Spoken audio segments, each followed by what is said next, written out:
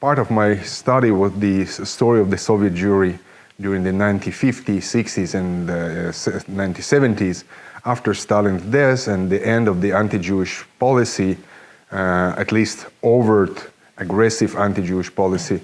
What actually happened to this Jewish community, one of the largest communities in the world at that time, approximately 2.25 million Jews were in the Soviet Union at that time.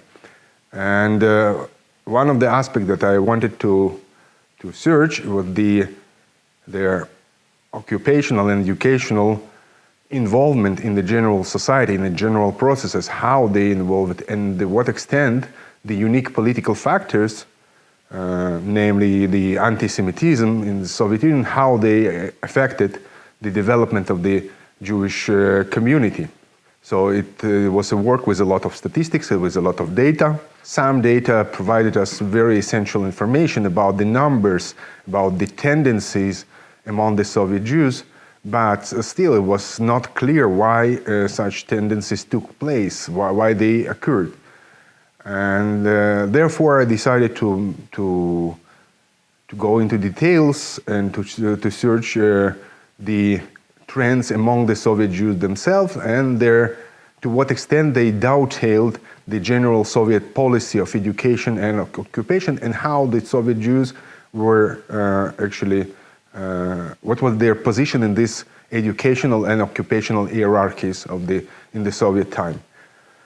Well, the question was whether the story of anti-Semitism, all this narrative of the Soviet anti-Semitism, camouflaged anti-Semitism, unofficial policy of anti-Semitism, to what extent it can explain us the situation with the Soviet Jewry and the tendencies in this occupational and educational hierarchy. To some extent, yes, but there were several other factors that influenced this development.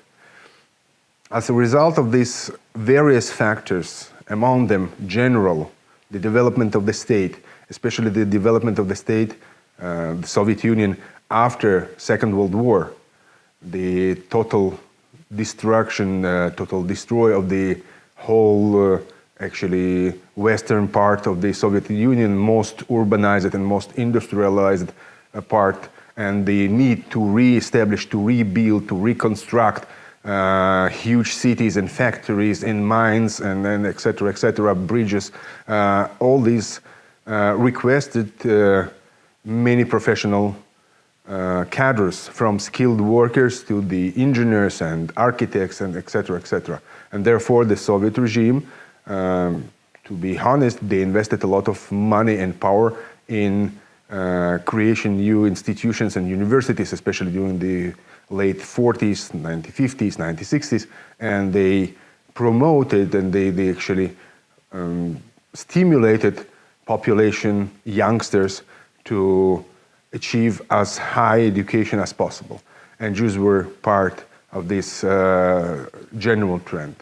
On the other side, we can see in this occupational hierarchy two very clear elements. The bottom and the top of this pyramid was actually blocked for the Jews. The top was blocked and the bottom was abandoned. What is the top? Top was the top state and party apparatus. Almost no Jews, and obviously not in the prominent, very high positions like members of the Politburo, party leaders in the republics, republics like Ukraine, Lithuania, Estonia, Uzbekistan, doesn't matter. And also governmental bodies. It was very difficult to find any Jewish minister. And interesting, if we can find some minister in some particular republic, men of Jewish origin, so it was very clear that their position was in something very economical. Minister of Housing and Construction, Minister of Finance, Deputy Minister of such and such industries, positions like this, nothing about ideology, real leadership, no, very professional field. So it was at the top of this pyramid, At the bottom, it was actually agriculture and all kind of forest industry, actually already abandoned by the Jews themselves. They were just not interested anymore. The new generation of the Jews were not interested in such occupations in agriculture, so very small number. And therefore, overwhelming majority were over-concentrated actually in three sectors, which is skilled workers, kind of using the Soviet cliche, the worker class nobility. So workers with special skills, usually achieved by this professional education. So not very simple works, but some technical works at the proletarian level, but with some formal education. Then were academic, people with high education, and then people with academic degrees, candidates and doctors. And still it was, for me, it was quite partial explanation, because not in all fields Jews were represented equally. Significant number of the Jews in these positions were concentrated in so-called technological spheres. It's over-technologization, we can say. The effect of over-technologization led me to check really in what fields Jews were really integrated in masses and what field they were integrated in very selective way. And it showed me the whole picture of the Soviet style of selective integration of certain national minority. We obviously may recall the very long line of the prominent Jews, even with Jewish names and Jewish family names, not Russified, who were prominent, very important artists and filmmakers and engineers and scientists and Nobel Prize laureates, members of the Academy of Sciences. The line will be very, very long. And at the same time, we know from the memoirs of the same period, a lot of stories of disappointment, feeling of being oppressed, feeling of being segregated in some way, especially in the field of education and occupation. So the combination of these factors led me to understand the complexity of the Soviet policy, which on the one side directed by the needs of the Soviet economy, which needed skillful professional cadres, and the higher was the level of education, the more specific, the more necessary were the skills of particular Jew or non-Jew, the less the authorities were willing to check his or her ethnic origin. In other words, the high number of Jews who worked for nuke program of the Soviet Union or for satellite and space program of the Soviet Union was actually the result of the need to produce as quick as possible, as effective as possible, the Soviet response to the American program. We are speaking about the time of the Cold War.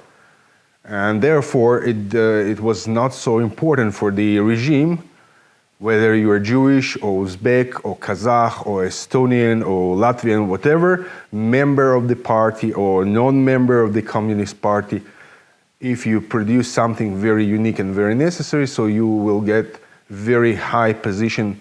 And this was actually the main idea of this selective integration. It wasn't something new for the Soviet Jews. If we take, for example, if we compare, for example, is pre-Soviet time, it was quite normal situation during the Tsarist period, when selective groups among the Jews were excluded from the Jewish masses and promoted because of their skills or their fortune, whatever. The situation was completely different during the 1920s and 1930s, when the integration was collective and in masses. And now it was kind of returned to the pre-Soviet regime, of course, in the new conditions and new terms, but again, the modus vivendi of this process was you have to be highly skilled, highly professional in the very important field for the general society, for the government, for the regime, and then you may get even better conditions in housing, in salary, in your academic career than any other people of your classmates, for instance. And it's not only in the fields, very unique fields like in HUJI program or space program.